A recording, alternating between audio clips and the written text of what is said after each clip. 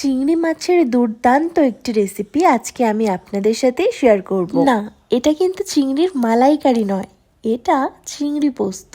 এর টেস্ট কিন্তু মুখে লেগে থাকার মতো, আর খুবই অল্প সময়ের মধ্যেই কিন্তু এই রেসিপিটি রেডি হয়ে যায়। চিংড়ি মাছ বরাবরই আমার খুবই ভালো লাগে, তাই চিংড়ি মাছকে নিয়ে একটু অন্যরকম করেই কিন্তু আমি এই রেসিপিটি তৈরি করেছি। আর এর টেস্ট কেমন সেটা আপনারা যদি না বানান তাহলে কিন্তু বুঝবেন না। তো চলুন সময় নষ্ট না করে ঝটপট বানিয়ে ফেলি চিংড়ি পোস্ত। তো এই চিংড়ি পোস্ত বানানোর জন্য প্রথমেই আমি নিয়ে নিয়েছি চিংড়ি মাছ। মাছগুলোকে লবণ এবং হলুদ দিয়ে ভালো মতো মাখিয়ে নিয়েছি। এবারে একটা মশলা রেডি করে নেব। একটা পেঁয়াজ, টমেটো, আদা এবং লঙ্কা দিয়ে একটা স্মুথ পেস্ট বানিয়ে নেব। এবারে কড়াইয়ে সর্ষের তেল দিয়ে তাতে চিংড়ি মাছগুলো ভেজে নেব। সবগুলো চিংড়ি মাছ ভাজা হয়ে গেলে কড়াইয়ে আরেকটু পরিমাণ তেল দিয়ে তাতে শুকনো লঙ্কা, তেজপাতা এবং গোটা গরম মশলা ফোড়নে দিয়ে দেব।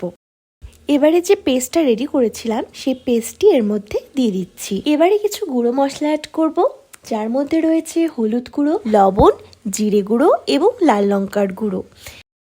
সামান্য একটু চিনিও দিয়েছি, চিনি দিলে কিন্তু এর টেস্টটা ভীষণ ভালো আসে। এবারে সব উপকরণগুলো নাড়িয়ে চাড়িয়ে নেব।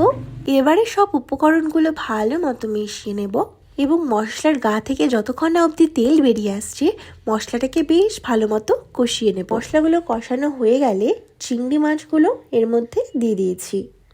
চিংড়ি মাছগুলো মশলার সাথে ভালো মতো মিশিয়ে নিয়ে সামান্য একটু জল দিয়েছি, যাতে মশলাগুলো পুড়ে না যায় এবং চিংড়িগুলোকে ভালো মতো মশলার সাথে কষানো যায়। চিংড়ি মাছ এবং মশলাগুলোকে মিনিট 2 কষানোর পর আমি পোস্ত, চালমগজ এবং কাজু বাদামের একটা পেস্ট করে রেখেছিলাম, সেই পেস্টটি এর মধ্যে দিয়ে দিচ্ছি। 2 টেবিল চামচের মতো পোস্ত, 2 টেবিল চামচের মতো চালমগজ এবং 5-6টার মতো কাজু দিয়ে এই পেস্টটা রেডি করেছিলাম। যেহেতু এর মধ্যে বাদাম রয়েছে তাই অনবরত এটাকে নাড়তে হবে, না হলে কিন্তু নিচে লেগে যেতে পারে। ব্যাস, এবারে 5 থেকে 6 মিনিটের মতো ঢেকে রান্না করলেই কিন্তু আমাদের চিংড়ি পোস্ত একদম রেডি। শেষ পর্যায়ে কিন্তু আপনারা একটু ঘিও ইউজ করতে পারেন, রান্নাটা বেশি রিচ হয়ে যাবে জন্য আমি ঘিটা স্কিপ করে গেছি।